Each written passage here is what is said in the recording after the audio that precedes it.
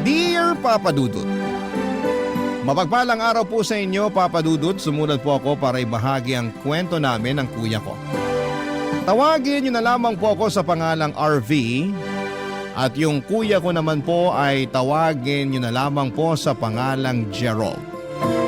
Binatilyo pa lamang po ako ay naglilingkod na ako sa simbahan.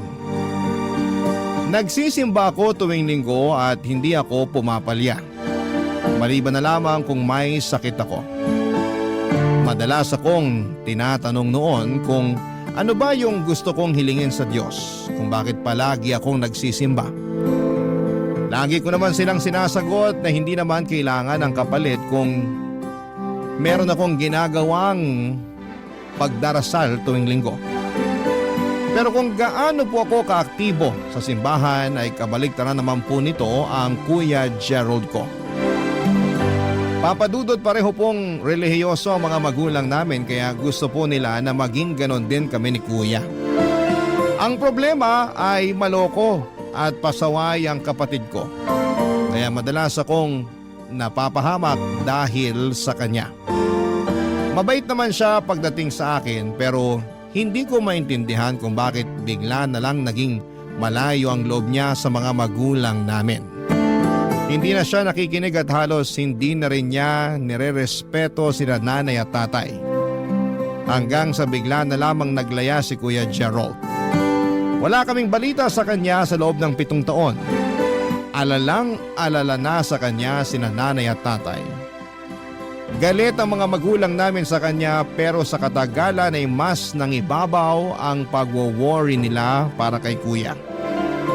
Hanggang sa may nakarating na balita sa akin na nakulong pala si Kuya Gerald. Nang makalaya siya ay nagkaroon pa siya ng malaking utang sa isang pasugalan. Kaya hinahunting na siya ng mga pinagkakautangan niya. Nagtatago noon ang kuya ko. Pansamantala siyang nakikitira sa bahay ng kaibigan niya. Pero dahil nagiging pabigat na rin siya doon, ay gumawa na ng paraan yung kaibigan niya para makontak ako. Pinuntahan ko siya at doon na kami nagkaroon ng pagkakataon para makapag-usap muli, Papa Dudut.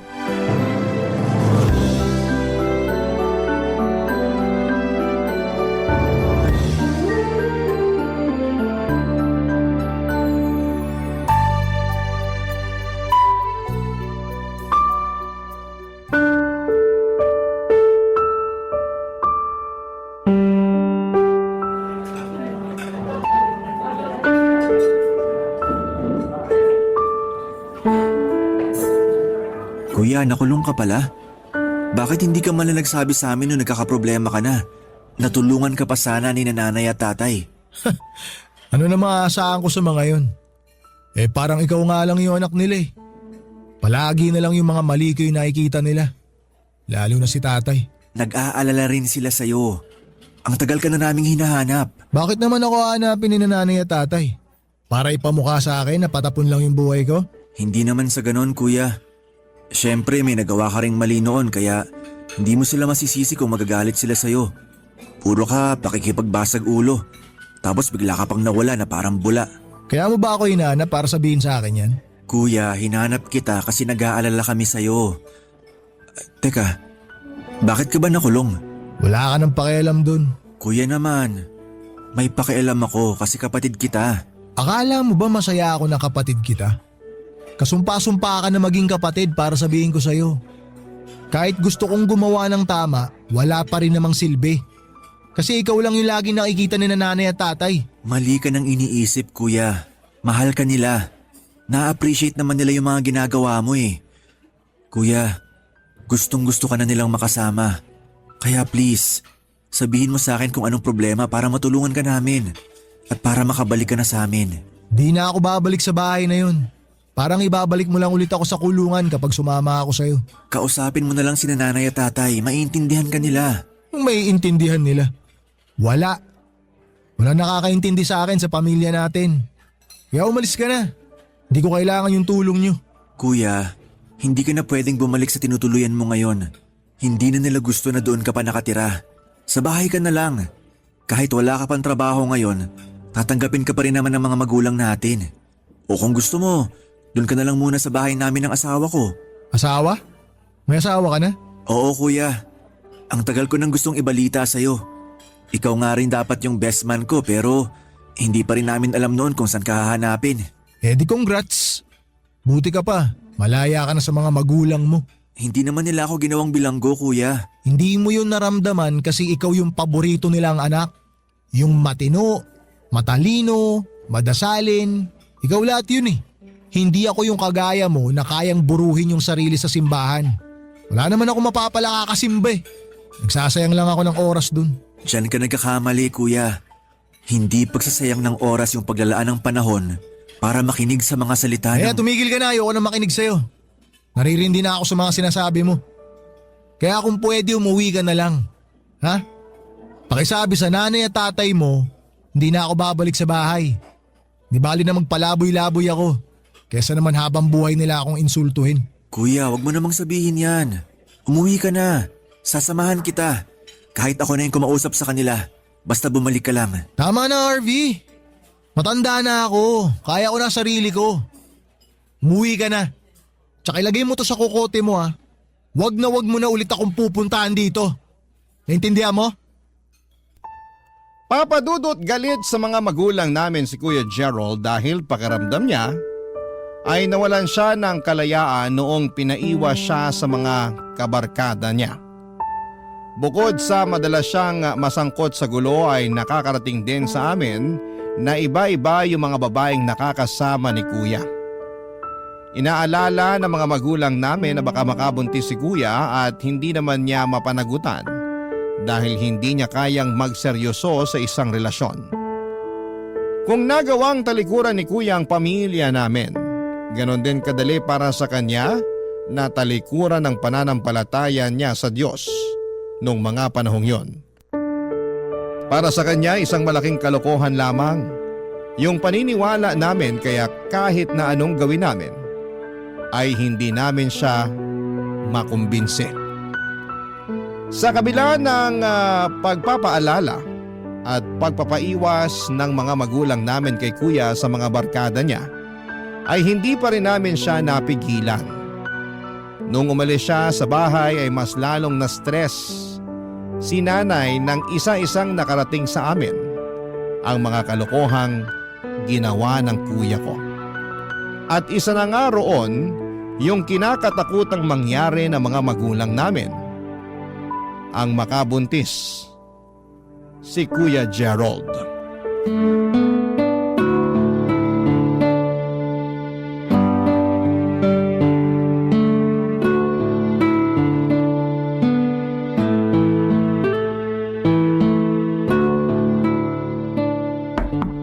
Sandali lang.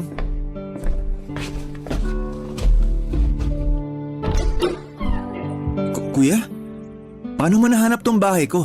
Nagtanong-tanong ako sa mga kaibigan mo. Pumunta ka ba kay nanay? Hindi. Ikaw naman talaga yung sadya ko eh. Ay, akala ko pa naman kakausapin mo na sina nanay at tatay kaya ka bumalik. Nandito ako para makausap ka. Pwede bang pakinggan mo muna yung sasabihin ko? Halika, pasok ka. Ganda pala nitong bahay mo. Pinagawa mo ba to o binili mo? Binili, tapos paunti-unting pinarenovate. Ah, maganda. Mukhang nakakaluwag-luwag ka na. Balita ko, tinuloy mo yung pagiging engineer mo. Akala ko talaga noon magpapari ka eh. Umaga hanggang gabi, puro dasal na lang ginagawa mo. Buti sana kung naririnig ka talaga nung pinagdadasalan mo. Kuya, please. Huwag mo namang insultuhin yung mga ginagawa ko. Walang masama sa pagdarasal. At alam ko sa puso ko na naririnig ng Diyos lahat ng mga dasal ko. Kaya sana subukan mo rin. Alam mo, pasensya ka na, pero hindi ako pumunta rito para dyan. Gusto sana kita makausap kasi kailangan ko ng tulong mo. Sinabi mo sa akin, di ba? Tutulungan mo ako. Eto na yun. Kailangan kita ngayon. Teka, bakit? Ano bang nangyari? Hinahabol ako ng pinagkakautangan ko. Pinagbantaan na nila yung buhay ko, kaya lumayo muna ako dun sa tinutuluyan ko. Kailangan ko magtago. Baka pwedeng dito na muna ako sa bahay mo. Kuya naman, hindi ka pa nga nakakabayad sa inutangan mo noon, may panibago na naman ngayon? RV, pakiusap naman, tsaka na natin pag-usapan yan. payagan mo na muna ako makituloy dito. Hindi naman ako magtatagal eh. Maghahanap naman ako ng trabaho.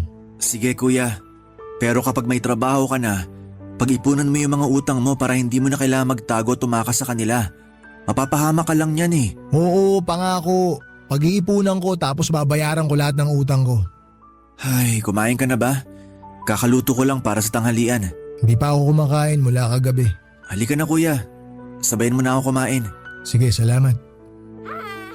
Sino yung tumatawa? Anak mo? Oo, anak ko.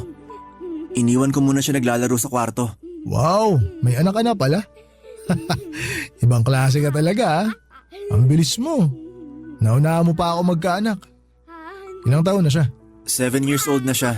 Ha? Ibig sabihin nung lumayas ako sa bahay, nagkaanak ka na agad?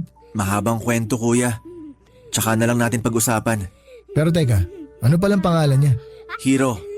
Hero yung pangalan niya. Ayos ah. Ganda ng pangalan, lalaking lalaki. Naalala ko nung mga bata pa tayo, sinabi mo sa akin na kapag magkakaanak ka, Hero yung ipapangalan mo. Kasi gusto mo malapit lang sa pangalan ko. Yun nga yung dahilan kaya Hero yung pinangalan ko sa kanya. Pwede ko ba siya makausap? Para makilala naman niya yung pogi niyang tito. Hindi pwede kuya. Ha? Bakit naman? Hindi pa siya sanay makipag-usap sa mga hindi niya kilala. Kailangan niya munang masanay na nakikita ka niya rito bago mo siya kausapin. Bakit may ganun pa? Ano ibig sabihin nun? May autism si Hero. Hindi siya agad-agad nagiging komportable sa mga bagong nakakausap niya. Kaya kung kakausapin mo siya kuya, please, maging gentle ka sa kanya. O sige, sabi mo eh. At kung dito ka natitira sa bahay, may mga ipapakiusap lang sana ako sa'yo. Ano yun? Iwasan mo sana yung kahit anong bad words na maririnig ni Hero. Kung may gusto kang sabihin sa akin o kung sakaling magalit ka, sa labas tayo mag-uusap, hindi sa maririnig ng bata.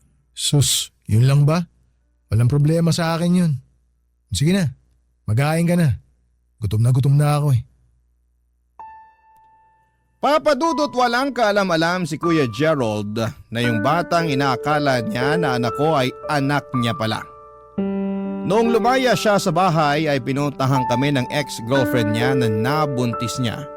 Naitago niyo na lamang po sa pangalang Nika. Pero dahil estudyante pa lamang si Nika at hindi tanggap ng mga magulang nito ang pagbubuntis, ay sa amin ito iniwan ng bata. Nangako naman ito na magtatapos lamang muna ng pag-aaral at maghahanap ng trabaho. Pagkatapos daw noon ay babalikan ito sa amin si Hero. Pero 7 taon na yung lumipas kahit anino ni Nika ay hindi na namin nakita pa. At ang tanging pag-asa na lang namin na magkaroon pa ng magulang si Hero ay ang pagbabalik ni Kuya Gerald. Pero dahil matagal siyang nawala, kami na muna ng asawa ko ang kumupkop sa kanya dahil matanda na ang mga magulang namin para mag-alaga pa ng bata. Lalo na't espesyal ang pangangailangan ni Hero. Papadudot wala naman akong balak na ipagdamot kay Kuya Gerald ang pamangkin ko. Pero bago ko sabihin sa kanya na may anak siya, gusto ko munang makasigurado noon na maayos na ang buhay niya at kaya na niyang magpakaama sa bata. Ayokong maramdaman ng bata na hindi ito tanggap ni Kuya kaya ginawa ko muna ang lahat para matulungan ang kapatid ko na maayos ang buhay niya. Higit sa lahat ay para maibalik ang pananampalataya niya na matagal nang nawala, Papadudot.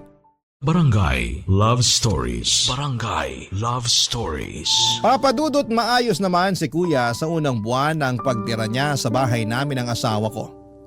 Sumusunod siya sa mga napag-usapan namin at hindi siya sumisigaw, hindi siya nagbabanggit ng kahit na anong masasamang salita na hindi pwedeng marinig ni Hero. At higit sa lahat ay tumagal siya sa pinasukan niyang trabaho. Hanggang first year college lang ang natapos niya at hindi na niya naituloy ang kurso niya dahil sa madalas niya na paglalakwatsa. Kaya naman hindi naging madali sa kanya na makahanap ng mapapasukan.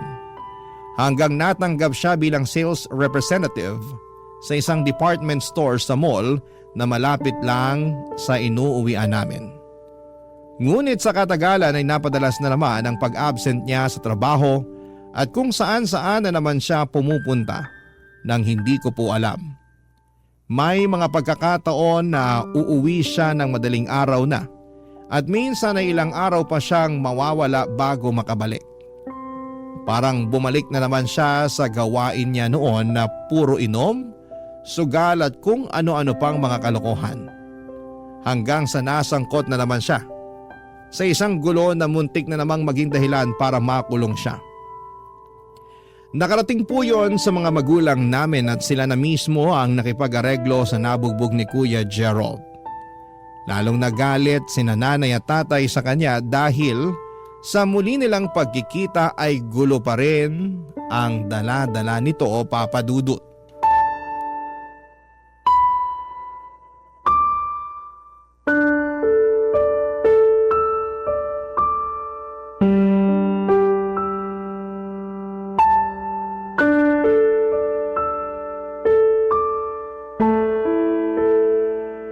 Kuya, pwede ba tayong mag-usap? Nakapag-usap na kami ni nanay at tatay. Ang dami na nilang sinabi sa akin. Durog na ako sa sermon nila. Gusto mo pang dagdagan? Kuya, gusto lang kita makausap bilang kapatid mo. Hindi ako si nanay at mas lalong hindi ako si tatay. May gusto lang akong itanong. Naguguluhan na kasi ako sa mga ginagawa mo kung bakit ka nagkakaganyan. Huwag mo na lang kasing pakialaman yung buhay ko para matahimik din yung sayo. Hindi pa ba sapat na masaya ka na sa pamilya mo? May asawa at anak ka na. Kung masira man o magkanda letse-letse yung buhay ko, problema ko na yon. Problema ko rin yun. Hindi ko hayaang masira yung buhay mo dahil may... Kailangan mong ayusin yung buhay mo, kuya. Ba't ba gustong gusto mo na ayusin yung buhay ko? Ikaw kuya, bakit ka nagkakaganyan? Ano ba yung problema? At napakahirap sa'yo na pakisamahan kami. Gusto lang namin na mapabuti ka. Hindi ako masaya sa gusto niyong buhay para sa akin. Hindi ko gusto yung kagaya ng ginagawa mo na masyado ka nagpapakabaliw sa pagsisimba mo na yan. Ano bang mapapala niyo sa pagsisimba? Ni hindi niyo nga alam kung totoo ba yung Diyos. Nasasabi mo yan kasi hanggang ngayon galit ka pa rin sa amin. Hindi lang kay nanay at tatay. Kahit hindi mo sabihin, nararamdaman ko na hanggang ngayon may galit ka pa rin sa akin, kuya. Kaya nga gusto ko mag-usap tayo para maayos natin kung ano man yung problema. Pasensya ka na kung yan yung nararamdaman mo. Pero wala naman akong problema sa'yo Hindi galit yung nararamdaman ko, kundi inggit. Hindi ko na alam kung ano pang pwede kong gawin para maging katanggap-tanggap ako sa mga mata ni nanay at tatay.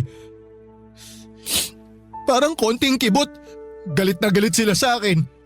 Kuya, sa totoo lang, kung gusto mong magbago yung buhay mo, kailangan mo yun simulan sa sarili mo. Kung naririndi ka kay nanay at tatay, pwede namang hindi mo muna sila kausapin o huwag ka muna magpakita sa kanila.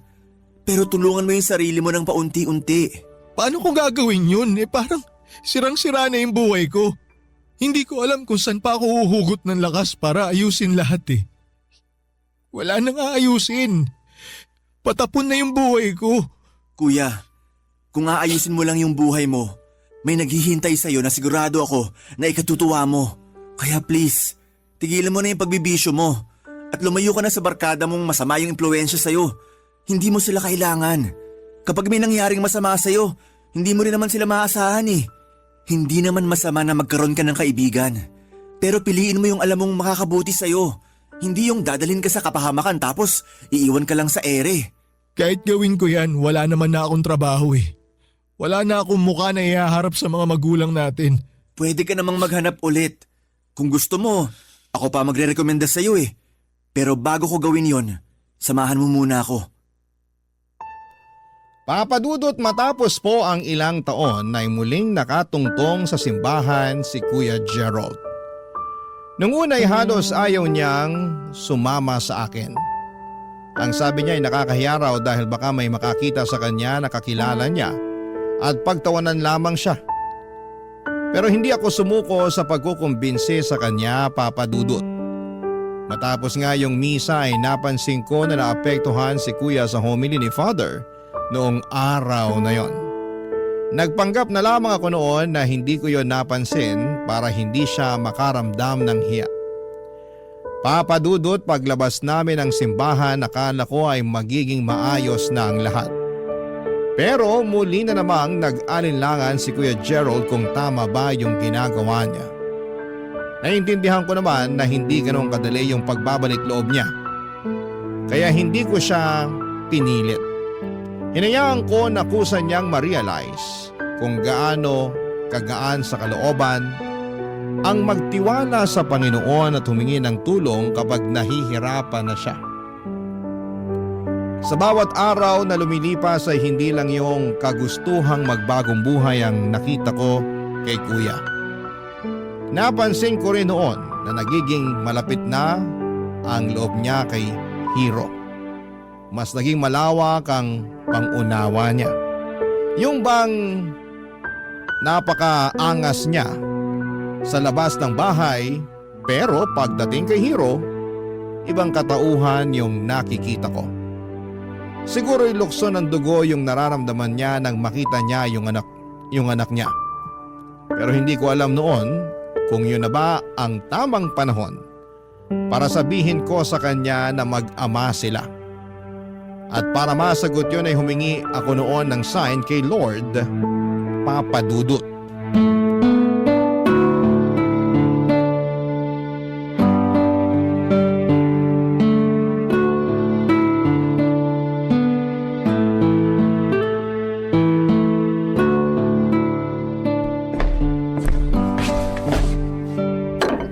Ayan, pwede na tayong kumain.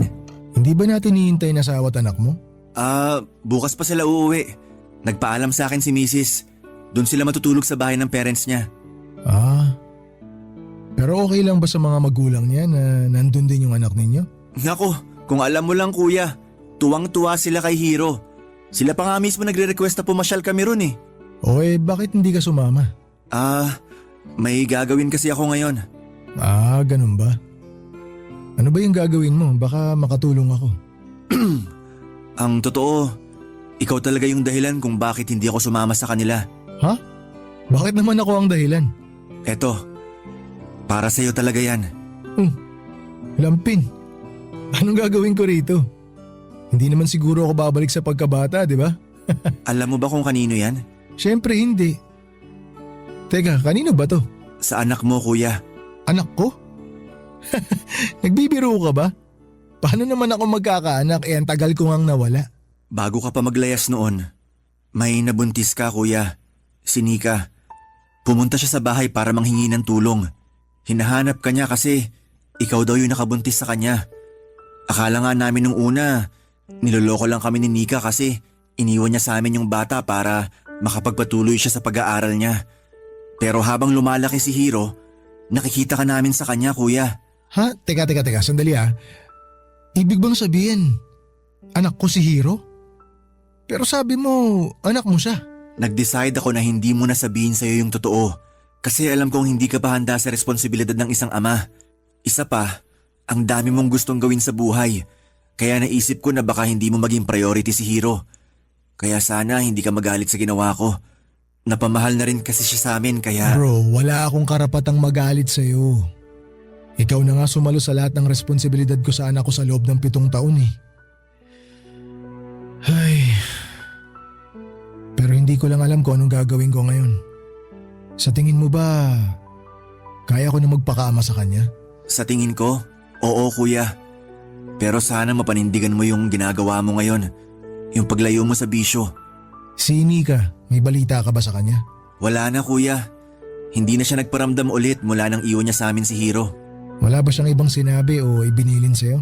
Wala kuya. Ang sabi niya lang nung nagkwento siya, ex-girlfriend mo na siya. Binigay niya sa amin yung bata kasi hindi raw tanggap ng mga magulang niya na magkakaanak siya ng ganun kaaga. Kasalanan ko kung bakit nangyari yun. Pinilit ko lang naman si Nika na maging kami. Sobrang lala ako nun. Matagal niya nang gustong makipaghiwalay sa akin pero ayaw ko lang pumayag kaya ayun. Napilitan na lang siya sa relasyon namin. Hanggang sa nabuntis ko na nga siya. Sandali, alam mo na nabuntis mo siya? Oo, isa yun sa dahilan kung bakit ako lumayo. Akala ko noon hindi ko na makikita yung anak ko kasi alam ko na ilalayo siya ni Nika sa akin. Kaya nagulat ako nung sabihin mo na ako pala ang tatay ni Hiro. Nagsinungaling pa ako sa'yo nung sinabi ko na Naunahan mo pa akong magkaanak. Anong plano mo ngayon, kuya? Hindi ko alam. Sa totoo lang wala akong plano. Pero susubukan ko. Susubukan at kakayanin ko na magpakaama kay Hiro. Papadudot, ramdam ko noon na nakaramdam ng takot si Kuya Gerald nang malaman niyang si Hiro ang anak niya. Natakot siya hindi dahil sa responsibilidad kundi dahil hindi niya alam kung deserve ba niya ng isang kagaya niya na magkaroon ng anak na kasing bait at kasing sweet ni Hiro. Nagkamali ako sa akala ko noon na hindi niya agad matatanggap ang anak niya. Nang magkaroon sila ni Hiro ng pagkakataon na makapagbanding bilang mag-ama ay nakita ko at naramdaman ko kung paano niya pahalagahan yung bata.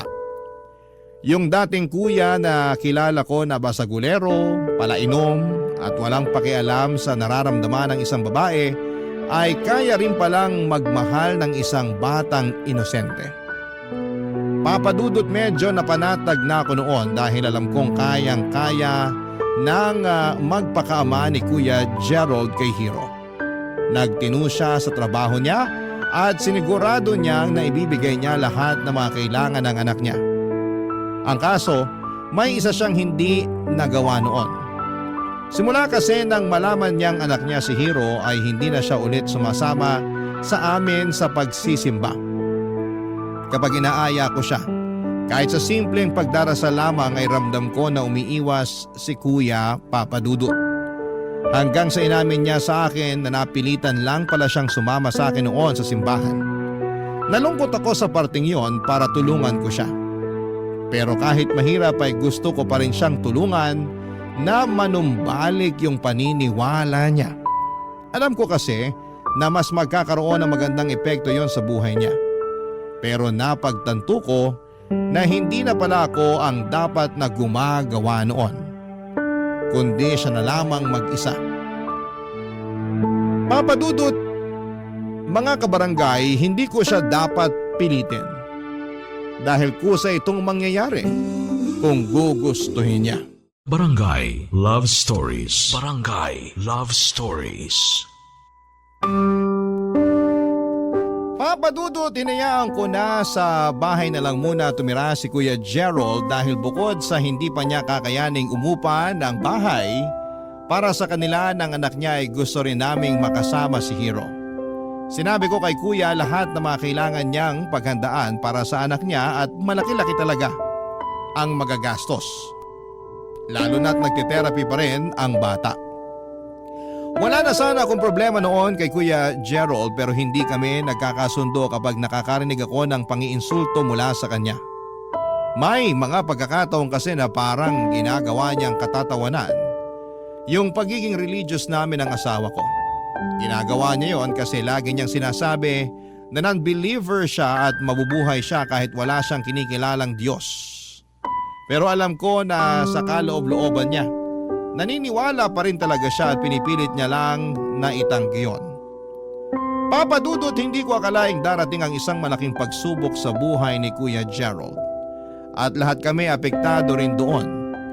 Nang isama kasi ni Kuya si Hiro para mamasyal ay hindi ko alam na isasakay niya pala sa motor yung bata.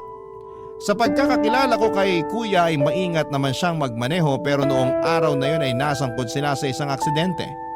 Sumalpok sila sa isang pangpublikong sasakyan dahil sa lasing na driver nito ay nagkaroon po ng aksidente.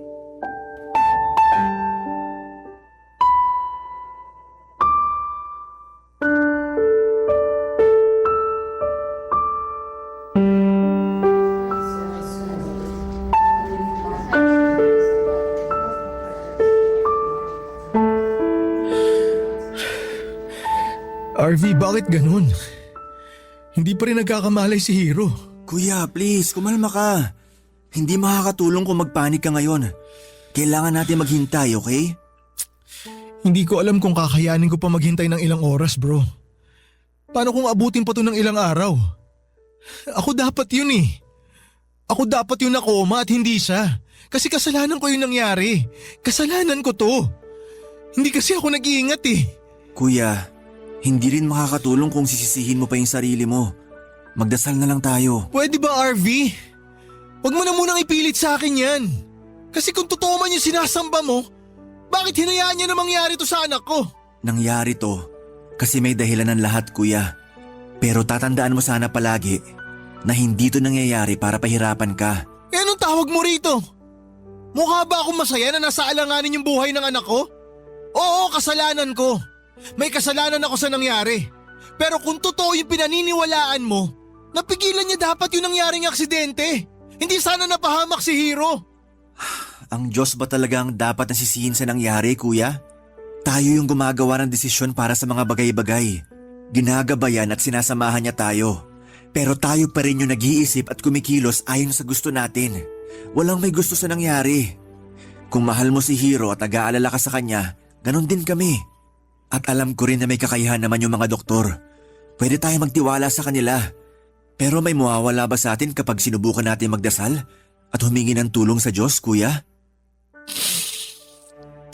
Kuya, alam ko naguguluhan ka pa ngayon at maraming tumatakbo sa isip mo. Pero alam mo sa sarili mo kung ano yung makakapagbigay sa'yo ng kapanatagan ngayon. Huwag mong suluhin yan. Itaas mo sa Panginoon at sigurado ako na hindi ka niya bibiguin. Subukan mo lang, kuya. Wala namang mawawala. Hindi mo kailangan dalhin mag-isa yung problema, kuya. Nandito ako. Kami ni nanay at tatay. Hindi ka naman namin iiwan na mag-isa rito. Siya nga pala, kuya. Nakausap na ni nanay at tatay yung nakabangga sa inyo. Sasagutin na lang daw niya yung lahat ng gastusin dito sa ospital. Gusto makipag-areglo. Pero sabi namin, kakausapin ka muna namin kung balak mo magsampa ng kaso. Ayoko na munang isipin yan. Hindi ako aalis dito sa ospital hanggat hindi pa nagigising si Hero. Kailangan ko yung anak ko, bro. Pinago niya yung buhay ko. Kung hindi dahil sa kanya, hindi ko maiisip na ayusin yung buhay ko ngayon eh. Siya yung bumuo sa akin, pero ako, dinala ko lang siya sa kapahamakan. Naiintindihan naman kita. O sige, kuya. Kami na lang muna yung makikipag-usap. Tsaka wag mo nang alalahanin yung bills dito sa ospital. Kami nang bahalang mag-asikaso ng lahat. Uuwi na rin muna ako para makakuha ng mga gamit. May gusto ka bang ipadala? Damit. Damit lang yung kailangan ko. Okay. Maiwan na muna kita rito. Kuya, pag-isipan mo sana yung sinabi ko. Para sa'yo rin yun. Salamat, bro. Sige na. Ako na muna magbabantay kay Hero. Kung may kailangan ka, tawagan mo lang kami. Sige. Ingat kayo ni nanay pag-uwi. Papadudod sa kabila ng paulit-ulit na pagtanggi ni Kuya Gerald ay hindi ko akalaing pakikinggan niya pa rin pala ko. May nasikaso lamang ako sa ospital sandali noong iniwan ko siya, pero bago ko umuwi, binalikan ko siya para itanong kung may gusto siyang ipalutong pagkain. Pero noong nadatnang ko siya ay nakita ko siyang umiiyak habang nagdarasal para sa kaligtasan ng anak niya. Mahal na mahal niya talaga si Hero at hindi ako nagduda na gagawin niya yon para sa pamangkin ko. Hindi talaga umalis ng ospital si Kuya Gerald at mas gusto niya na siyang personal na nag-aasikaso kay Hero kahit na wala siyang maayos na tulog. Pero may napansin ako noon sa kanya. Hindi na siya katulad nung huling beses kaming nagkausap. Mas kalmado na siya at parang ang gaan niyang tignan. Yun bang parang punong-puno siya ng pag-asa. Kinausap niya si Hero kahit na hindi ito nag-respond sa kanya. Nangako siya na babawi sa anak niya at mas magiging mabuting ama kapag maayos na ang lahat. Hindi ko tuloy mapigilang mapangiti noon dahil sobrang proud ako para sa nakita kong pagbabago sa kuya ko.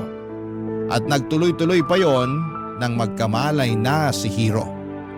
Matapos makarecover ay inuwi na po namin siya, pero imbes na doon sila sa bahay ko tumuloy, si Kuya Gerald pa mismo ang nagsuggest na doon na muna sila magstay sa bahay ng mga magulang namin, Papa Dudut.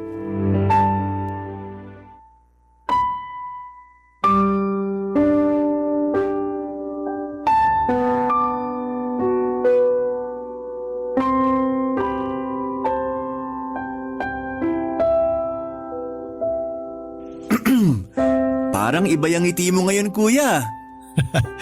Ano ibig mong sabihin? Parang ang saya-saya mo kasi ngayon. Nakita ko kayo ni tatay nung nag-uusap kayo sa labas. Okay na ba kayo? Oo, okay na kami ni tatay. Nauna lang makipag-usap si nanay kanina pero okay na kaming tatlo.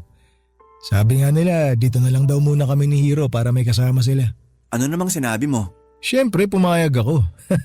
Ako pa ba yung tatanggi wala pa rin naman kaming malilipatan. Basta kuya, laging bukas yung bahay ko para sa'yo. Salamat bro Sobrang solid mo talaga. Alam mo, ayaw na ayaw ko talaga ng kadramahan pero sige. Para sa araw na to, titiisin ko lahat. Talaga ba kuya? Parang hindi yata yan yung nakita ko sa ospital.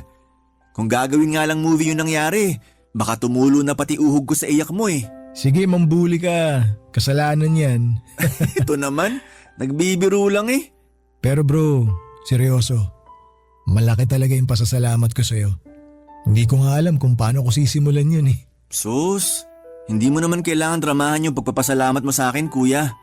Baka magkaiyakan pa tayo niyan Ikaw rin, mababawasan yung pagkamaangas mo. Di bali nang mabawasan yung angas. Basta kayang magpakaama.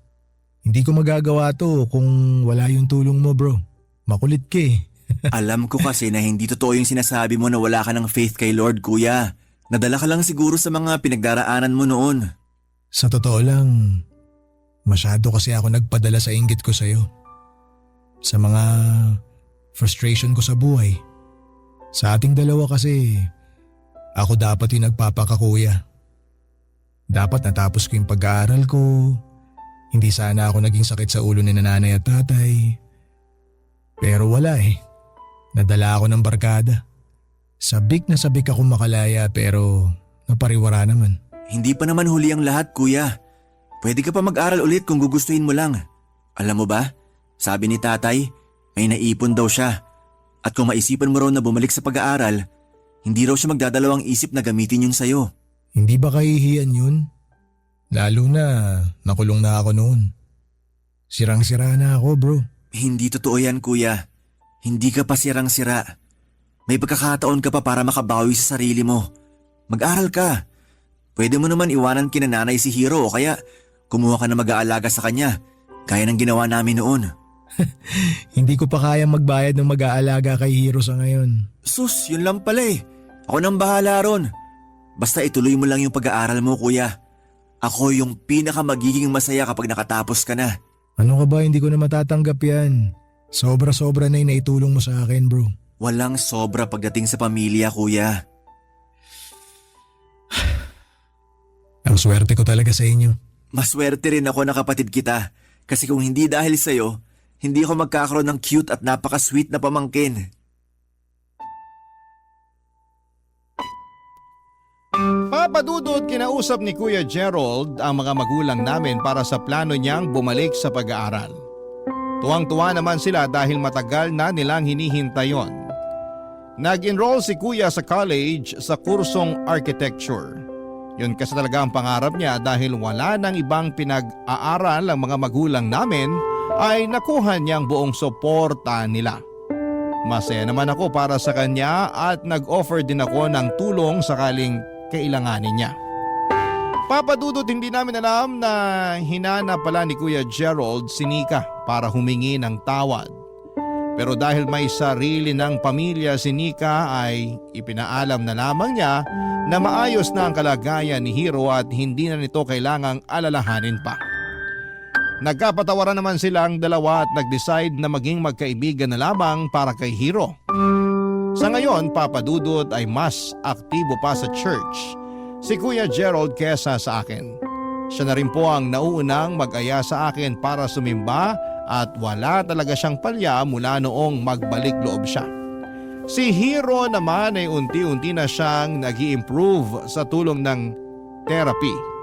Sa lahat ng mga nangyari sa pamilya namin, lalong-lalo na kay Kuya, mas lalo kong napatunayan na totoong may Diyos.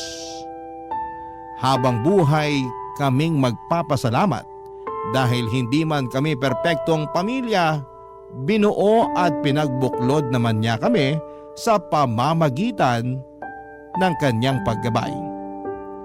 Hanggang dito na lamang po ang kwento ko, Papa Dudut. Maraming salamat po sa inyo at sa lahat ng nasa likod ng napakagandang programa ninyo na nagbibigay ng inspirasyon at pag-asa para sa amin.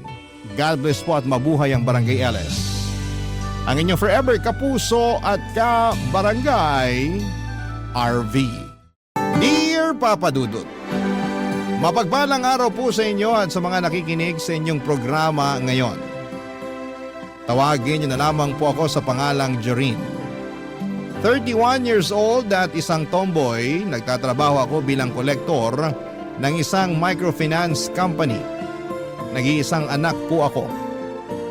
Lumaki ako sa poder ng tatay ko na tawagin niyo na lamang po sa pangalang Dodong. Sanggol pa lamang po ako nang iwanan ng nanay ko ang tatay ko. Hindi raw kasi niya matanggap na si Papi ang nakabuntis sa kanya. Papa Dudut, may kapansanan po ang tatay ko at kinakahiya yon ng nanay ko kaya naghanap siya ng ibang lalaki. Napaka-selfish po ng dahilan niyang yon kaya dala-dala ko ang tinatago kong sama ng loob sa kanya habang lumalaki. Papa Dudut, sa kabila ng pagiging single parent ay napalaki ako ng maayos ng tatay ko. Kahit kailan ay hindi naging issue sa kanyang pagiging tomboy ko at tinanggap niya ako ng buong buo. Minsan nga ay siya pa ang bumibili ng mga damit na panlalaki para suportahan ang mga hilig ko. Hindi niya rin ako kinakahiya sa mga nakakakilala sa amin. Kahit na hindi pa naman ako sumasakses sa buhay ay parang ang yaman-yaman ko na. Tuwing ipinagmamalaki niya ako bilang anak niya. Hindi man po siya mayaman ay busog naman po ako sa pagmamahal. Nagawa akong pag-aralin ni tatay hanggang kolehiyo at natapos ko naman ang isang 2-year course sa computer studies. Pero kahit napagtapos na niya ako, hindi na rin niya naisipan pang mag-asawa ulit para may makasama naman siya tuwing nasa trabaho ako. Mas gusto niya pa raw na pagtuunan ng pansin ang pagiging ama sa akin at yung 10 taon na niyang barbershop, Papa Dudut.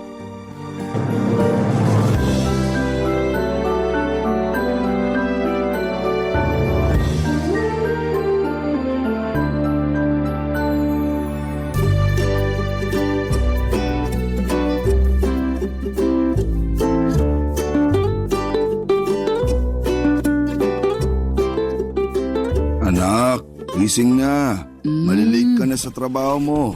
5 minutes pa po, Papi. Ay nako. 5 minutes pa, ilalamig na yung kape mo. Nakapagtimpla na ako. May kape na, Papi? Oo, ikaw talaga. Nabubuhay agad yung dugo mo basta kape. Correction, Papi. Kape na ikaw yung nagtimpla. Ibang klase ka kasi magtimple, parang may magic yung mga kamay mo. Sus, binubola mo na naman ako. O sige na, tumayo ka na dyan para makakain ka na. Kapag nagtagal ka pa dyan, dadaling ko sa higaan yung mga pagkain at susubuan pa kita. Ay naku, Papi. Hindi na mauulit yung nangyari noon. Hindi na talaga. Para naman kasi akong batang kailangan pang subuan. Binata na kaya tong anak niyo?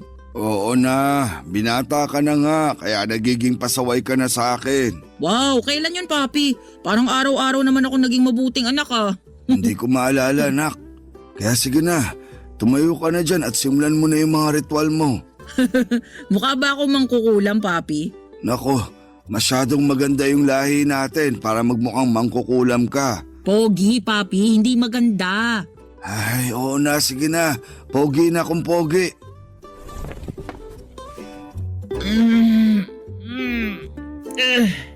Kung pwede lang talaga na hindi na muna pumasok ngayon, matutulog na lang ako maghapon.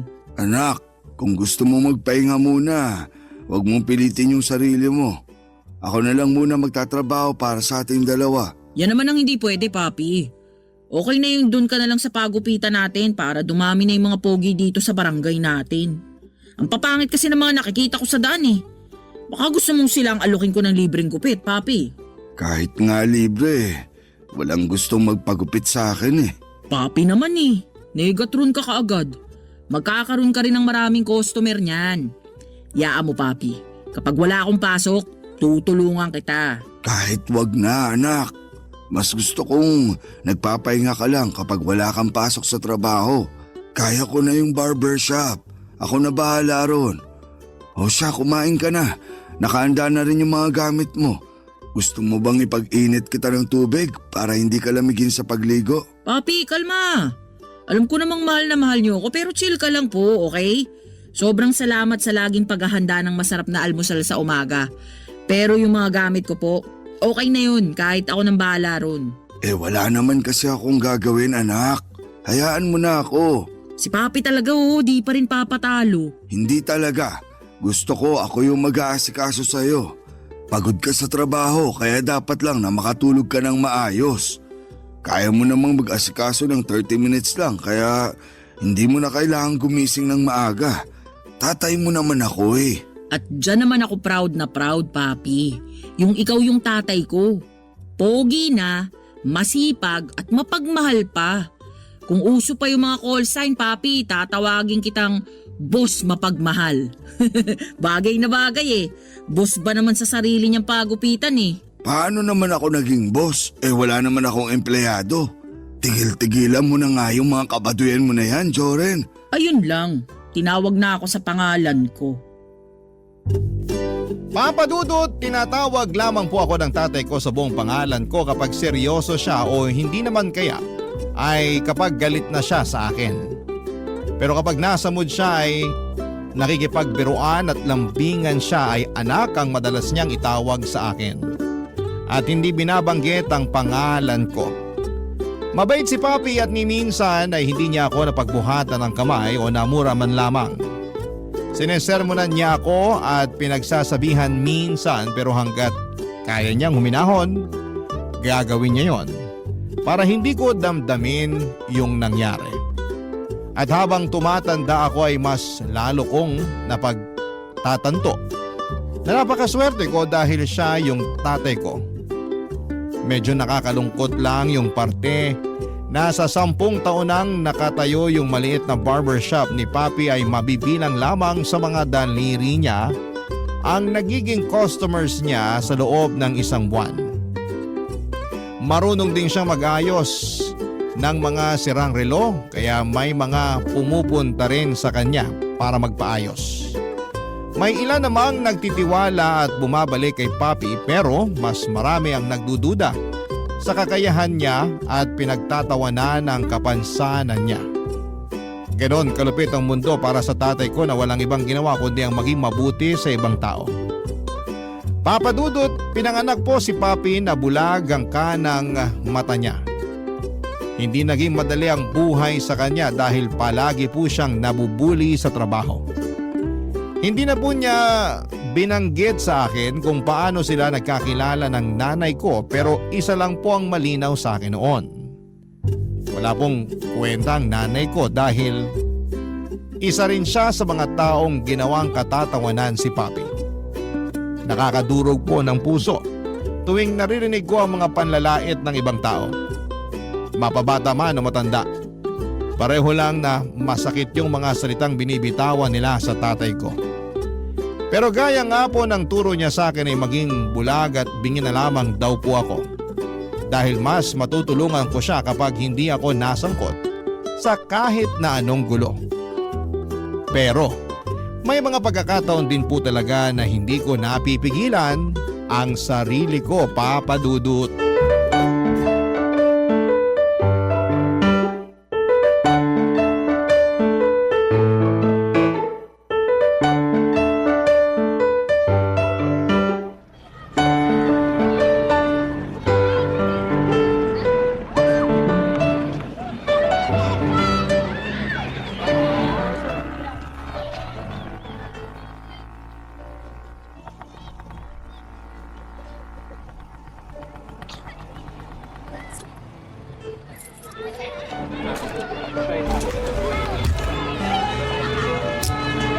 Ay, nakauwi rin sa wakas. Hoy, Joren! Buti naman nakauwi ka na. Oh, ano naman sa inyo kung nakauwi na ako? Nag-aabang kayo ng pasalubong? Anong akala mo sa akin sabik sa pasalubong? May anak akong nasa abroad, no? Alam ko po, Aling Nelay. Ang totoo, alam na nga po ng buong barangay na nasa Singapore yung anak nyo sa sobrang chismosa nyo eh. Ano bang pakialam mo kung chismosa ako? Wala po sana akong pakialam kahit makipagchismisan pa kayo hanggang dun sa kabilang bayan. Kung gusto nyo, hanggang kalapit probinsya pa eh. Pero kapag narinig ko na namang ichinichismis nyo si Papi, lalagyan ko talaga ng duct tape yung bibig ninyo. Sus! Kung ayaw mo pinag-uusapan yung tatay mong pikit, iuwi mo na. Tingnan mo, maghapon na naman nag-aabang ng customer sa barbershop niya wala namang dumarating. Nagmumukha lang siyang tanga sa kakahintay. May customer man o wala, labas na kayo ron. Kung doon nalilibang si Papi, hindi ko siya pipigilan. At kayo naman, Aling Melay, kung hindi kayo masaya sa buhay nyo at ayaw nyong nakikita yung tatay ko, tumira na lang kayo sa bundok, yung malayong malayo. Ba't loko ka? Pinapalayas mo ba ako rito? Kung gusto nyo lang naman, Aling Melay, pero pabor sa amin kung sakali. Che! Kapag nawala ako rito, mawawalan na ng maganda sa barangay na to. Paano kasi? Ang papangit nyo. At least kami may kilay, buong buo. Yung sa inyo, drawing na lang. Kapag nabasa, lalo nang lalapad yung paliparan ninyo. Bastos! Sartalo talaga kayo, Aling Melay. Tama po yan, umuwi na kayo. Itulog nyo na lang po yan. Baka may tumubo pang buhok kahit pa isa-isa lang. Joren, Ay, Papi, pumasok ka sa bahay. Mag-usap tayo.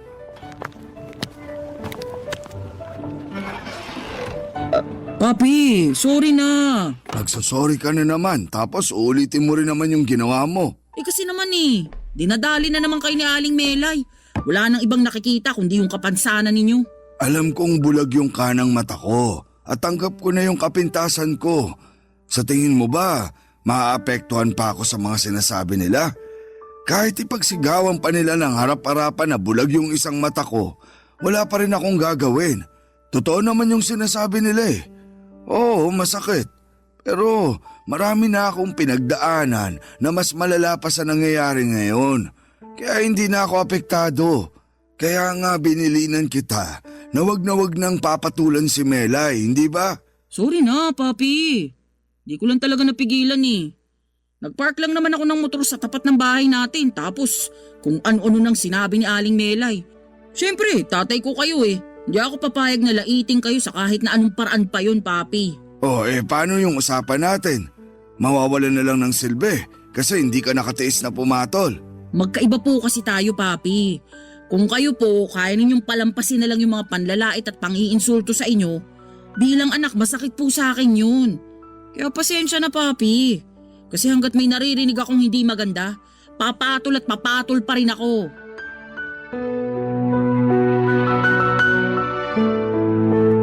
Papa Dudut, hindi po yun ang unang beses na nagkasagutan kami ni Aling Melay. Maraming beses na niyang pinag-inita ng tatay ko kahit na wala namang ginagawang masama sa kanya. Hindi ko po kasi maintindihan noon kung bakit inis na inis sa aming mag-ama si Aling Melay, kaya hindi ko rin mapigilan ang sarili ko na patulan siya. 7 taon na pong byuda si Aling Melay at isa lang ang anak niya na umalis pa para magtrabaho sa Singapore. Mag-isa lamang siya sa bahay nila kaya madalas siyang nakikipag-umpukan sa mga kapwa niya chismosa doon sa bingguhan sa amin. Pero noong nagkasagutan ulit kami, pauwi dapat siya sa bahay niya. Bukod sa panlalait, nakakarating din sa akin noon na sinisiraan ni Aling Melay si Papi kaya nawawala ng customer sa pagupitan. Ipinagkakalat niyang pangit daw gumupit at mahal pa ang singil. Dahil sa mga taong kagaya ni Aling Melay, mas lalo ako naging matapang at matatag para sa tatay ko. Wala po akong pakialam noon kahit na pinagchichismisan na rin ako ng mga kapitbahay namin. Nangako po kasi ako sa sarili ko na gagawin ko ang lahat. May pagtanggol lamang at mabigyan ng proteksyon si Papi. Papadudo tungkol naman sa buhay pag-ibig ko dahil alam kong tanggap ni Papi na tomboy ako. Nakampante ako na hindi kami magkakaproblema kapag naisipan ko nang magkaroon ng karelasyon. Pero nang ipakilala ko na ang babaeng nililigawan ko ng panahong yon, ay hindi ko po inaasahan ang magiging reaksyon ng tatay ko. Barangay Love Stories. Barangay Love Stories. Papa Dudut, batid ko po noon na tanggap ako ni Papi. Sinuportahan niya ako sa kabila ng pagiging tomboy ko kaya akala ko ay hindi na kami magkakaproblema tungkol doon.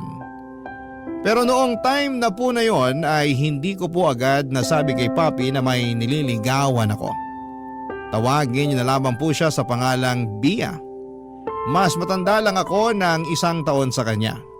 Nagkakilala kami sa supermarket kung saan po siya nagtatrabaho bilang manager. Hindi ko akalain na pareho pala kaming tomboy. Kumpara po kasi sa akin ay mas babae siyang kumilos at manamit.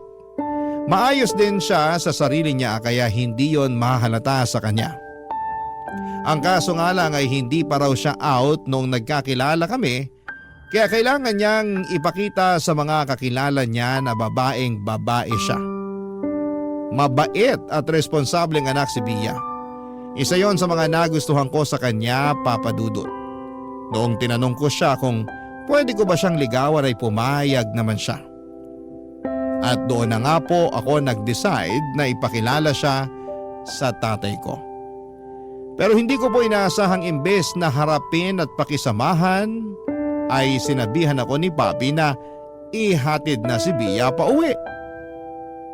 Sa sobrang hiya ko po noon kay Bia ay halos hindi na ako tumigil sa kakahingi ng pasensya. Mabuti na lamang at hindi siya nagalit at iniintindi na lamang niya ang mga nangyari, Papa Dudut.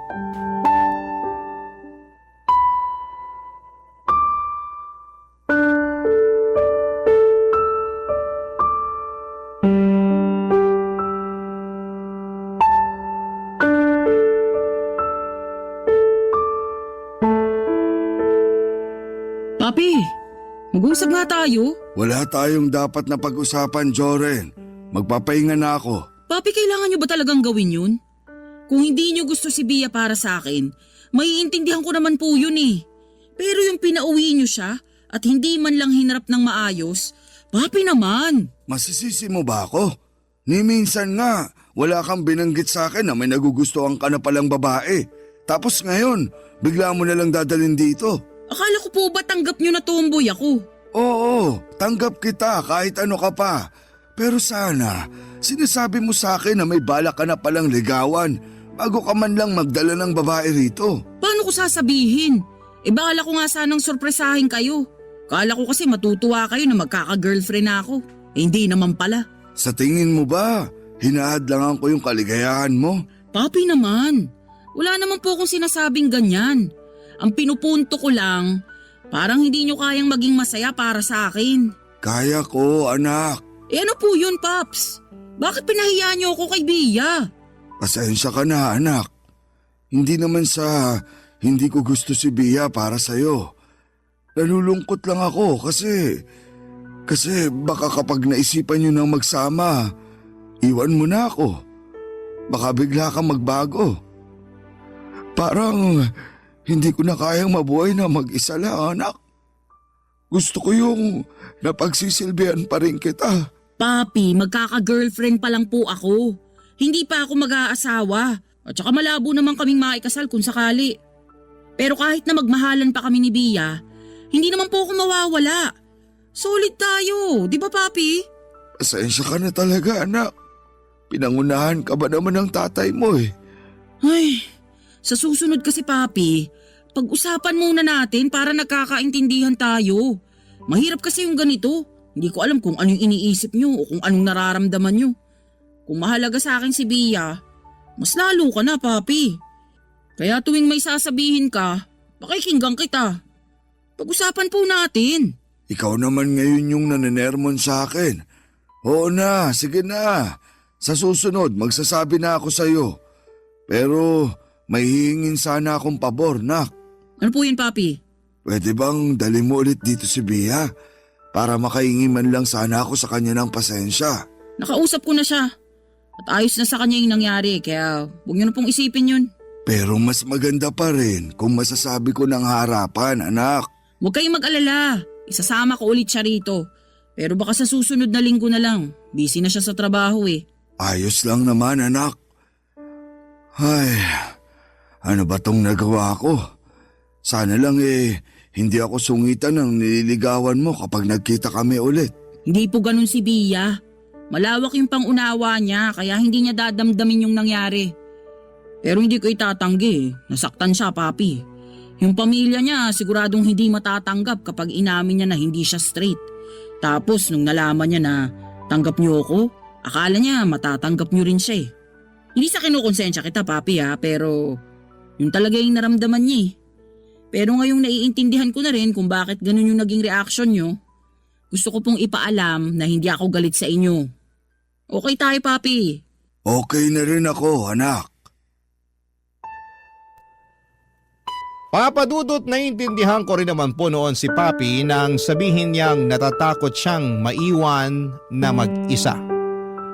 Mula pagkabata kasi ay sa akin na niya ibinuhos ang oras at panahon niya kaya wala na siyang pagkakataon na magkaroon pa ng bagong kinakasama.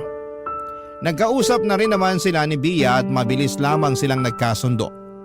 Sabi kasi sa atensyon ng isang ama si Bia. Hindi niya raw naranasang makipagbiruan sa tatay niya dahil masyado itong masungit at palaging seryoso. Papadudot, dahil sa amin ni Bia ay parang na-inspired din po noon na magka-love life si Papi. Masayahin naman talaga siyang tao pero noong time na yon, iba na ang mga ngiti niya at madalas na rin siyang pumuporma kahit sa pagupitan lang naman ang punta niya. Wala naman siyang naikukwento sa akin kaya wala akong ideya noon kung may nagugustuhan na ba siya o kung trip niya lamang talaga ang mag-ayos. Papadudot, may napansin din ako noon kay Aling Melay. Hindi na niya madalas na pinag-iinitan si Papi. Pero may time na nagtanong siya sa akin tungkol kay Bia. Akala niya si Papi ang nandiligaw kay Bia noong time na yon. Sinakyan ko lamang kung ano ang alam niya. Ang kaso'y mas lalo yata siyang nainis sa tatay ko. Hanggang sa may nakapagkwento sa akin na madalas palang pinapansin ni Aling Melay si Papi. Yung mga madalas kasama ni Aling Melay sa bingguhan ang nagsabi sa akin na inamin daw niya na may gusto siya sa tatay ko noong medyo nakainom siya. Tumawa lang naman ako noon dahil alam ko namang hindi siya gusto ni Papi. Malabong magustuhan nila ang isa't isa. Yon ang pinapaniwalaan ko, Papadudot.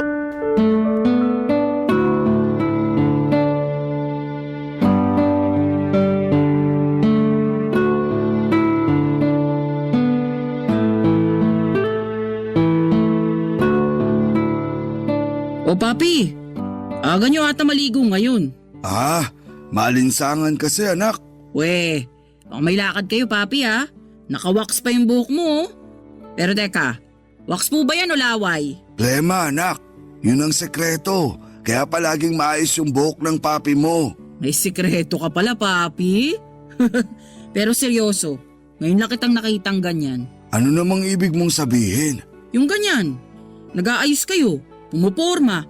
Tsaka tignan niyo yung mukha niyo, Papi oh. Namumula yung magkabilang pisngi mo. Natural glow ba yan o in love ka na? Kilalang kilala kita, Papi. Bigla kang nauubo kapag may iniiwasan kang tanong. Ano nga ulit yung tanong mo? Kung in love ka na po ba? Bakit mo naman naisip yan? Wala lang. Marami lang akong napapansin sa'yo, Papi. At kung in love ka nga, wala namang kaso sa akin yun. May asim ka pa eh. Pag kulang na lang yung asim, nandyan lang naman si Aling Melay. Asim ng mukha nun eh. Papi, baka iba na yan ha? Paanong iba? Kinikilala pa lang naman namin yung isa't isa. Ha? Anong kinikilala? Yung ubo nyo yung tinutukoy ko, Papi. Ha? Akala ko naman kung ano na. Wala naman tong ubo ko, nak. May bumara lang sa lalamunan May ko. sinabi ka kanina, Papi. Si Aling Melay? Siya ba yung dahilan kaya ka nagpapapogi ng ganyan? Kinikilala pa lang naman namin yung isa't isa, anak. Kinikilala? Sa dami ng paninira niya sa inyo? Baka nga kabisado niya na yung buong pagkatao niyo, Papi. Sa dinami-rami naman po ng babae sa mundo, Yung tao pa na talagang wagas kung mang-insulto yung napili nyo. Papi naman. Anak, nagsorry na sa akin si Melay. Sino ba naman ako para hindi siya patawarin? Mukha namang totoo yung ipinapakita niya. Talaga po, Papi? Naniwala kayo kaagad dun sa babaeng yun? Eh baka nga po pinagtitripan lang kayo nun. Sa ugali ni Aling Melay at sa kaartihan nun sa buhay, malabo niya kayong magustuhan. Anak, bigyan mo naman ng pagkakataon si Melay na patunayang nagsisisi na siya sa mga nasabi niya noon at sa mga paninira niya sa akin. Kahit kausapin mo lang siya. Sige na naman, anak. Eh, nako, hindi po, Papi. Kahit lumuhod pa siya sa harapan ko o dalhan niya ako ng kung ano-ano, hindi na magbabago yung tingin ko sa kanya. At hindi ko rin po basta-basta makakalimutan yung mga pang-iinsultong ginawa niya sa inyo. Papi, wag naman sana kayong magpapadala agad sa kaunting kabutihang pinapakita ng babaeng yun. Baka pagsisihan niyo yan pagdating ng araw. Anak, isang pagkakataon lang. Sige na, kahit para sa akin na lang. Hindi po, Papi. Marami po akong kayang gawin para sa inyo. Kaya kong makipagpatayan para sa inyo. O kahit i-donate ko pa tong isang kidney ko kapag kailangan nyo. Pero yung makipag-ayos ako kay Aling Melay at maniwalang gusto ka niya, malabo yon, Papi. Hindi na ba talaga magbabago yung isip mo? Huwag naman masyadong matigas ang puso mo, anak. Kayo pa talaga nagsasabi niyan sa akin, Papi? Sa dami ng pinagdaanan natin, ano pong inaasahan nyo? Hindi po ako basta-basta na lang lalambot. Lalo na sa isang taong walang ibang ginawa kundi pestehin yung buhay natin. Maghanap na lang kayo ng ibang babae, Papi. Kasi kung ipipilit nyo si Aling Melay, maghanap na rin po kayo ng ibang anak.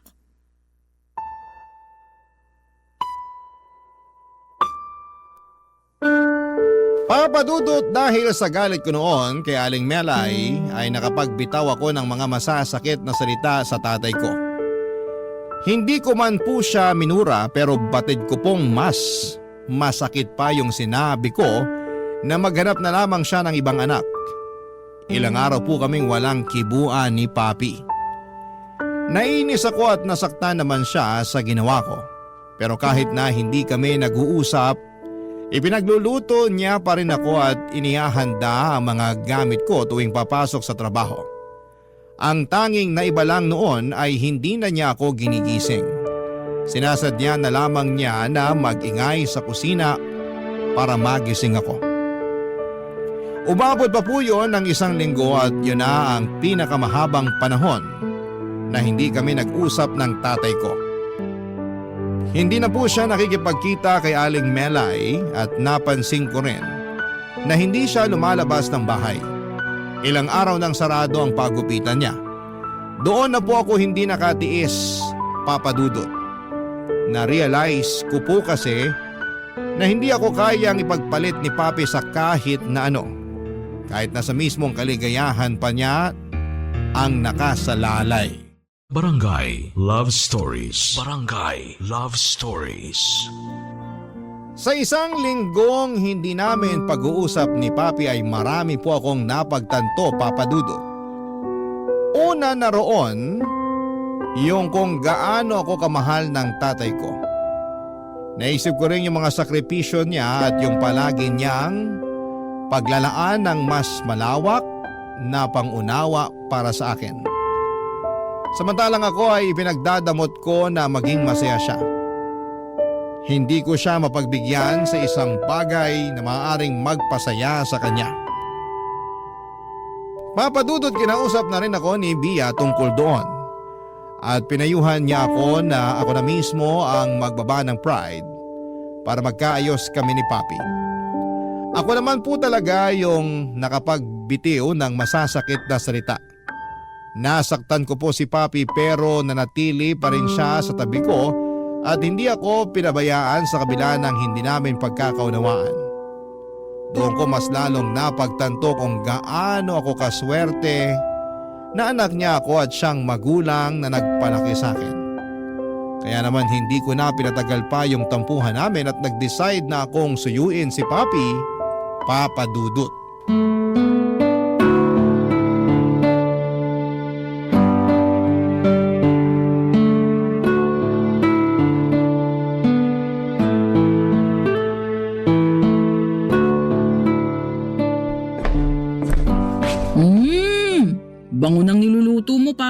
pa. Maupo ka na dyan. Malapit na tong maluto. Pero mabango talaga, Papi. Paano naging mabango? Pritong itlog lang naman yung niluluto ko.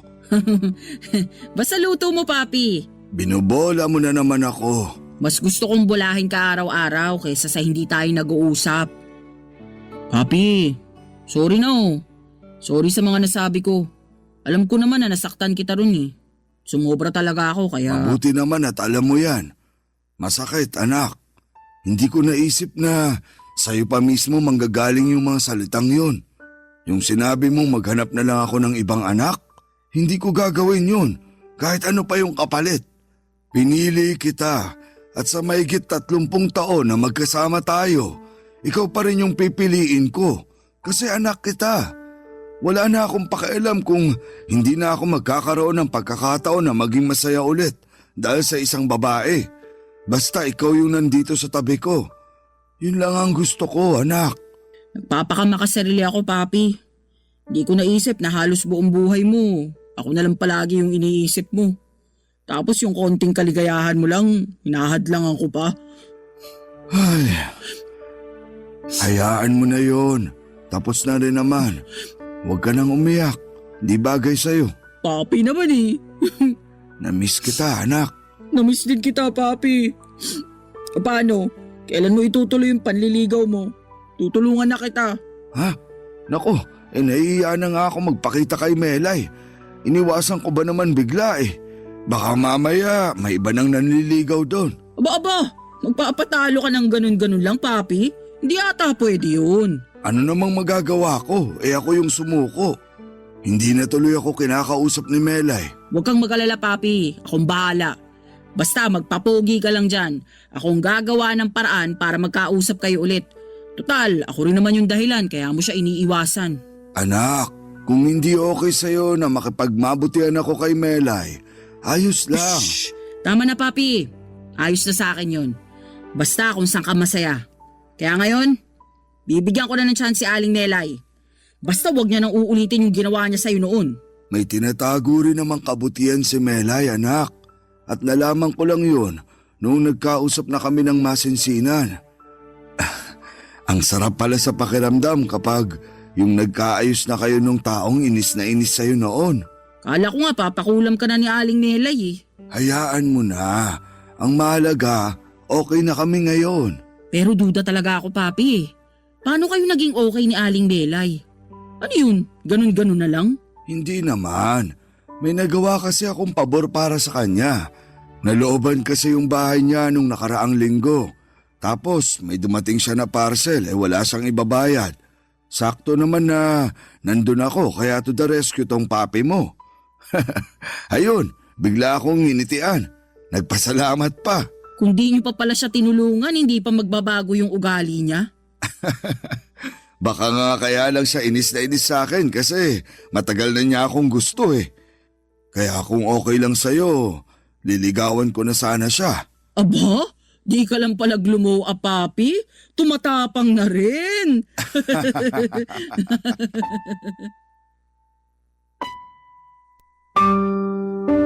Papadudot nang makausap ko si Aling Melay at naayos na yung hindi pagkakaunawaan sa pagitan naming dalawa, nangako ako noon na hindi na makikialam pa sa kanila ni Papi.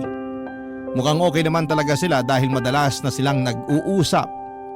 Kung noon ay puro parinig si Aling Melay, binabati na niya ako tuwing napapadaan sa madalas niyang tambayan. Hindi naman po ako nagbubuhatak sa bangko ko para sa tatay ko pero mula noong maging maayos, ang samahan nila ay tumigil na sa pagsusugal si Aling Melay. Sumasama na rin siya kay Papi sa simbahan at yun naman ang nagustuhan ko. Wala naman po akong ibang hinihiling noon kundi isang babaeng may takot sa Diyos at malawak na pangunawa para kay Papi. Noong mga panahong yon ay nakita ko yon kay Aling Melay. Siguro nga'y nahusgahan ko lamang siya ng maaga at hindi ko siya kinilala ng mabuti kaya naman naging masama agad ang tingin ko sa kanya.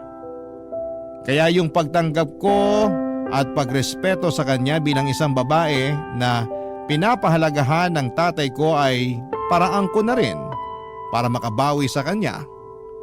Papa Dudut.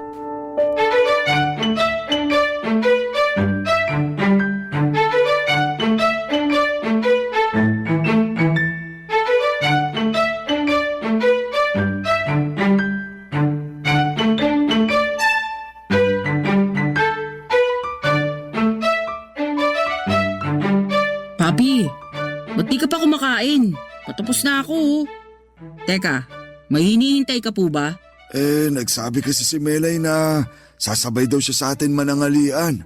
Yun naman pala, may hinihintay. Gusto ko na nga sanang puntahan eh. Kaso sabi niya, siya na lang daw yung pupunta rito. Oy, mukhang hulog na kay Aling Melay si Papi ah. Ayan ka na naman sa panunokso mo. Kung ano yung nakikita mo, wag mo na lang sabihin. Alam mo namang nahihiya ako kapag ganyan eh. Jesus, binatang-binata naman yung atake mo, Papi. Pero binata ka naman talaga kaya hindi na kita ko kontrahin dyan. Siya na yata yung kumakatok. Teka, pagbubuksan ko muna siya, anak. Sige lang, Papi. Melay, halika, pasok ka. Ay, salamat. May dala nga pala akong ulam. Sabi mo kasi, paborito ni Jorin yung dinakdakan kaya nagluto ko kanina. Medyo natagalan lang. Teka, tama ba yung narinig ko? May dala kang dinakdakan, Aling Melay? Oo, niluto ko talaga to para sa'yo. Sa kanya lang talaga. Nasa naman yung para sa akin? Papi, huwag mo na akong agawan. Nasa'yo naman na yung puso ni Aling Melay eh. Uy, si Papi, namumula yung tenga. Ay nga pala, Aling Melay, nakita nyo na po ba kung paano kiligin si Papi? Oo, tumatahimik siya tapos nagpipigil ng ngiti. Nako, level 1 pa lang po yun. Tumatalon-talon talaga yan si Papi kapag kilig na. Ay nako, huwag kang nagpapapaniwala dyan sa anak ko. Palagi niya akong pinagtitripan. Upo ka, sabayin mo na akong kumain. Nauna na kasi si Joren. Di pa kaya ako tapos, Papi. Lalo na pag may dalang ulam si Aling Melay. Siyempre titikman ko muna yan. Ito para sa'yo talaga to. Huwag mo nang bigyan yung papi mo. Sa susunod na lang siya kasi gulay dapat yung kinakain niya. Ipagluluto ko na lang siya. Tignan mo nga naman, Papi, oh. Dati ikaw lang yung palaging nagluluto. Ngayon, ikaw na yung ipinagluluto. Uy, isang kiss naman dyan. Hoy, tumigil ka nga, Joren. Kumain ka na lang dyan. Punuin mo yung bibig mo para di ka na makapagsalita. Nakakatuwa talaga kayo mag-ama. Ganyan ba kayo araw-araw? Nako, Aling Melay, love language ni Papi yung awayin ako. Kaya kapag inaway ka niya, alam mo na, Aling Melay, patay na patay sa'yo si Papi. Sus Mario Josep, kung ano-ano nang pinagsasasabi mo dyan. Hayaan mo na. Nakakatuwa nga magkwento tong anak mo eh. Tsaka marami pa kasi akong gustong malaman tungkol sa'yo. Nako, sa akin ka na lang magtanong. Baka kung ano pang ikwento sa'yo ng anak ko. Sige na, Papi. Para magkaroon kayo ng moment, aalis na muna ako. May date kasi kami ni Bia eh. Huwag magpapagabi. Enjoy! Enjoy rin kayo, Papi. Paano? Bachi na ako ha. Ay, binata na talaga yung anak ko. Papa Dudut, nagtuloy-tuloy na po noon yung magandang samahan ni na Papi at Aling Melay. Hanggang sa tuluyan na nga po silang nagsama sa iisang bubong. Sa bahay na namin tumira si Aling Melay. Hindi lang ako sanay na tawagin siyang tita o nanay, kaya Aling Melay pa rin ang tawag ko sa kanya. Wala naman daw problema sa kanya yun, pero kung sa usapang pagtanggap, masasabi ko po na higit pa sa 100%. Natanggap ko si Aling Melay bilang parte ng pamilya namin. Noon ko lang kasi nakita lahat ng mga magagandang ugali niya na sobrang nagustuhan ni Papi sa kanya. Naging magkatuwang sila sa paggupitan ni Papi dahil maraming kakilala si Aling Melay ay muling nabuhay yung passion ng tatay ko nang unti-unting nadagdagan ng mga customers niya.